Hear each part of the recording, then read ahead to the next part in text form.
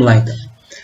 O ciclo biológico ele é heteroxênico, né? Então tem 2 hospedeiros. Vai desenvolver no hospedeiro que é o inseto, né? Que é o hospedeiro definitivo, e no vertebrado, que é o nosso caso, é o hospedeiro intermediário. Tá bom?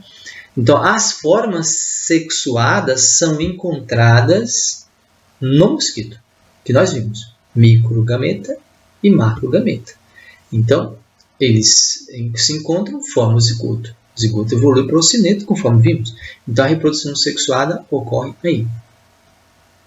Okay? Já a reprodução assexuada, vamos explicar no ciclo, ocorre no ser humano. Então, o ciclo heteroxênico, vamos ver, vou abrir a figura aqui para que você possa examinar. Então, imagina essa situação. O mosquito está infectado, aí na figura de baixo, né? Está infectado e picou uma pessoa suscetível, né? Aí, somos todos nós. Picou o indivíduo. Ao fazer esse repasse sanguíneo, que é alimentar-se de sangue, ele vai inocular a forma esporozoíta. Daqui a pouco eu vou voltar para você como é que essa forma ela é produzida, embora eu já tenha dito anteriormente. Então, formou o que? O esporozoíta. Esse esporozoíta ele vai direto para o fígado. No fígado, quando ele penetra no fígado, ele é fagocitado por células de defesa. Um macrófago local chamado célula de Kupfer que fagocita. Mas ele também penetra nos hepatócitos, que são as células do fígado.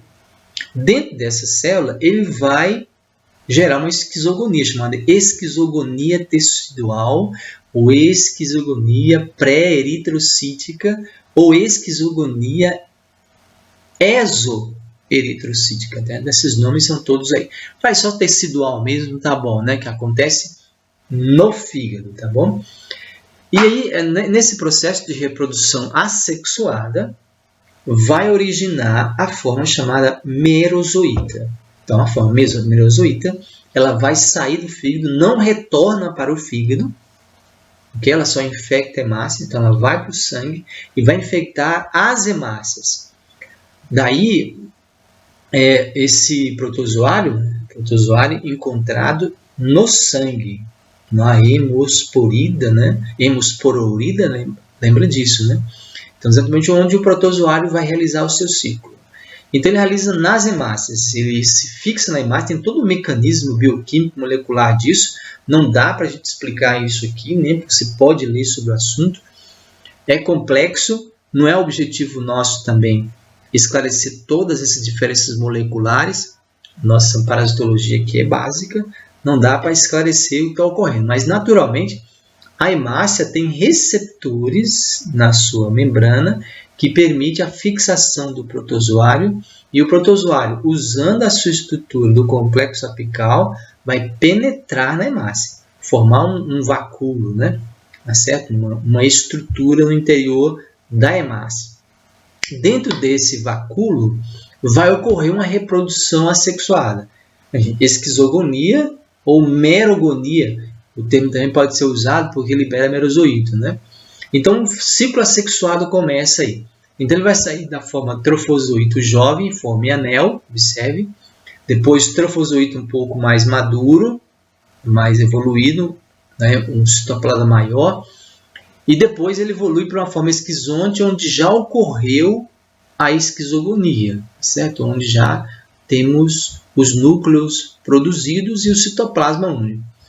Em seguida, ocorre a separação e individualização de cada merozoíto e há um aumento da pressão dentro da hemácia, há uma ruptura do citoesqueleto da hemácia, rompendo a sua membrana e liberando os merozoítos para o meio externo. Aí, esses merozoítos vão infectar as hemácias e repetir o ciclo. Ok? Vai repetir esse ciclo aí. Depois do primeiro ciclo, nós vamos ter a formação, além de merozoíto, a formação dos gametócitos, masculino e feminino, como você pode ver nessa figura de baixo. Tá bom? Então, são duas formas que são geradas aí, né, importantes. Os merozoítos, que vão continuar infectando e repetindo o ciclo, o que vai dar origem aos ciclos da malária, né, de 48 horas, regular de 48 horas, regular de 72 horas ou irregular de 36 a 48 horas, como acontece com o falcíparo, eu vou mostrar daqui a pouco. Aí forma esses gametócitos, que são formas infectantes para o inseto. Então, quando o inseto suga o sangue de uma pessoa infectada, o inseto vai se infectar quando tiver os gametócitos. Então, uma vez que o inseto ingerir os gametócitos vão dar origem ao gameta masculino e ao gameta feminino. Observe que o gameta masculino sofre um processo chamado exoflagelação, né? Aí forma essa estrutura aí, ó, lá o símbolo do masculino, né? O microgameta, e forma, claro, o macrogameta. Os gametas se encontram e formam o zigoto. O zigoto evolui para uma forma chamada ocinete, que é assim chamada porque é dotada de movimento. Ela se vai movimentar pela parede do estômago, subir até as glândulas salivares. O ocineto evolui para o ocisto. Dentro do ocisto formam-se os esporozoítas, chamada esporogonia. Não é? Então, quando o inseto agora, infectado, vai picar uma pessoa saudável, não é? Ela vai transmitir a malária ao inocular a forma infectante chamada esporozoíta. Ok? Esse é o nosso ciclo, né? Para entender aquilo que eu disse agora mesmo, deixa eu abrir essa tabela para você ver aqui, ó, características biológicas desses plasmódios aí, chamados plasmódios humanos. Você tem um período de incubação do PV que vai de 8 a 27 dias. Então, do momento da infecção até a manifestação dos primeiros sintomas, é de 8 a 27 dias. Né? Malária é de 15 a 30 dias, falcipo de 8 a 25 dias e de ovário é de 9 a 17 dias. Então, você tem um período de 1 semana até 3 semanas para a manifestação dos sintomas. Tá bom? Existe uma forma que a gente chama de hipnozoíta, que é encontrado apenas em 2 espécies, é a Vivax e Ovalio. O que é essa forma hipnozoíta? A forma hipnozoíta é uma forma latente que permanece no fígado.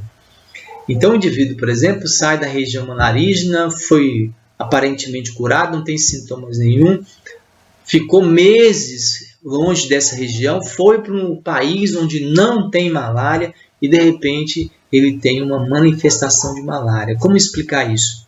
A explicação está nisso. A malária pode produzir uma forma chamada hipnozoíta que fica no fígado dormente e pode manifestar malária meses depois, tá certo? Anos depois pode acontecer isso. Então, essa forma chama hipnozoíta. Hipnose quer dizer sono, né? Sonolência. Permanece, então, mais ou menos no estágio latente no fígado. Tá certo? E as formas malária e falcíparo não tem, só Ovalio e Vivax, que são 2 espécies muito parecidas. Okay? A duração do ciclo aí vai variar também. Observe, tem de 48 horas e de 72 horas. De 48 horas recebe o nome de terçã, e quanto que de 72 horas chama quartã. E aí, terçã, você tem a terçã chamada benigna, que acontece com o Vivax e com o Ovalio, e uma terçã maligna, que o intervalo, na verdade, não é 48 horas exato, é irregular, é 36 a 48 horas, e que causa muitos problemas, né? Inclusive malária cerebral pode levar o indivíduo à morte, por isso é chamado de terçã maligna. A Vivax dificilmente mata o indivíduo, daí o nome de terçã benigna. Já a malária, ela é benigna e o intervalo é de 72 horas. Ninguém morre por causa de malária. É fácil tratar, não é? Responde bem aos fármacos, não há problema. O falcíparo é porque tem resistência, tem história de resistência aí a vários medicamentos, né? Embora isso pode ser observado também em Vivax e Ovalio. Mas a resistência mais séria, mais considerável mesmo, é essa do falcíparo, já que ela produz a malária grave. Tá bom?